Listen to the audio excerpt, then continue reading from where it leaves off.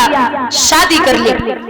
अच्छा, यहाँ हमारे पिता तुल्य बुजुर्ग बैठे हैं।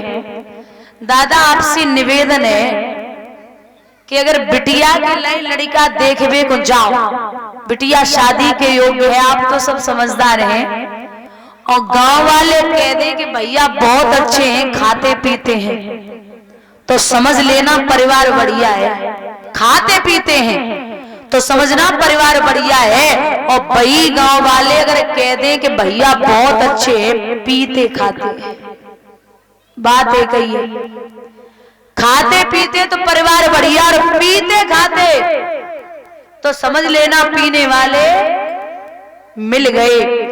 बेटी को किसी गरीब घर में करके आ जाना, बस 2 वक्त का खाना खाता हो, जिंदगी अच्छी कट रही हो, ऐसे घर में करके आना जो मेहनत करके खाता हो। लेकिन किसी भी ऐसे घर में करके मत आना जो पूरा घर पीता हो, खाता हो, सब कर्म होने के अंदर और इज्जत न जानते हो। जरूरी नहीं है कि दिखने में ही सुंदर हो, बस इज्जत बेटी के माँ बाप की करे और खुद के माँ बाप की करे। मैंने कई लोगों को ऐसा देखा है कि अपनी माँ से तू की भाषा में बात करते हैं। हमेशा याद रखना, जो बच्चा अपनी माँ को इज्जत नहीं दे सकता, वो अपनी पत्नी को जीवन में इज्जत नहीं दे पाई। जो खुद की माँ को इज्जत नहीं दे सकता है, वो जीवन में पराई बेटी को इज्जत दे ही नहीं सकता। कहते हैं दादा कि बच्चों को कारण दो तो चलेगा, लेकिन अगर संस्कार नहीं दिए तो जिंदगी बर्बाद हो जाएगी।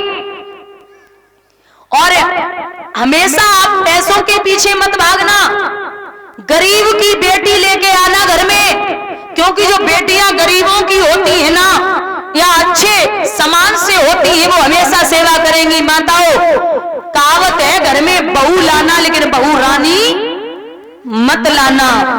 बहू आएगी वो संस्कार लेके आएगी, और बहू रानी आएगी वो कार लेके आएगी।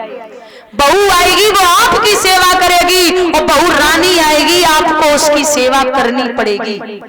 बहू आएगी वो आपका कहना मानेगी, और बहू रानी आएगी आपका बेटा उसका कहना मानेगा। बहू आएगी वो आपकी देखभाल करेगी, और बहू रानी आएगी आपको उसकी देखभाल करनी पड़ेगी। जिसका बाप 25-30 लाख 40 लाख रुपए देता, फिर वो घर में काम नहीं करती। बस इतना देखिए, बस इतना देखिए, जहां संस्कार हो बेटियों में, जहां संस्कार हो, भले ही बड़े बाप की बेटी हो और संस्कार अच्छे डले हो, पिता ने डाले हो, माँ ने डाले हो, तो निश्चित है परिवार चलेगा। एक बात बताइए, एक छोटी सी बात पूछेंगे। जब 2 भाई होते हैं, सगे भाई हो 2, और शादियां ना हुई हो, कभी अलग होते देखा है? बताइए आप, नहीं देखा? मैं आपकी बुराई नहीं कर रही हूं, दिमाग में ये डाल लेना, मैं आपकी बुराई नहीं कर रही हूं, लेकिन जैसे ही एक की शादी भई, वैसे ही अनबन शुरू हो गई। आप समाज में बैठते हैं तो आपको पता है कि परिवार कैसे चलाया जाता है। और ये जो आती है ना, ये तो सीधी चाहती भैया हमारे अम्मा दद्दा तुमने अलग करो, हम तुम्हें अलग कर रहे, बात खत्म। तुमने हमारे अम्मा दद्दा के संगे हमें ना खान दो, हम तुम्हें तुम्हारे अम्मा दद्दा के